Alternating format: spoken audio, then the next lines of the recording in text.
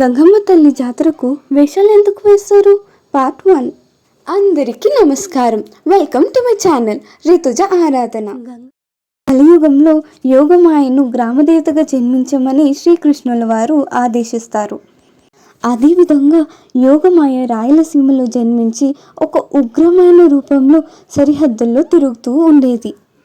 అలా ఉండే సమయంలో దాదాపు 1000 సంవత్సరాల క్రితం రామానుజాచార్యులు వారు ఆ ప్రాంతంలో తిరుగుతూ రాత్రిపూట ఒక చెట్టు కింద నిద్రపోదాం అని వెళ్తాడు.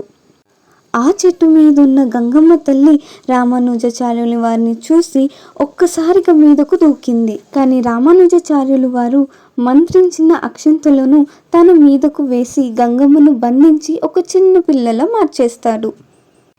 అలా చిన్న పిల్లలా మారిన గంగమ్మ తల్లిని రామానుజాచార్యులు వారు తిరుపతికి తీసుకువెళ్ళి అవలి అనే ప్రదేశంలో వదిలేస్తారు. తర్వాత భాగం తెలుసుకోవడానికి పార్ట్ 2 తప్పక ఈ వీడియోని పూర్తిగా చూసినందుకు thank you. Like, comment, share చేయడం మర్చిపోకండి. తప్పకుండా సబ్స్క్రైబ్ చేసుకోండి.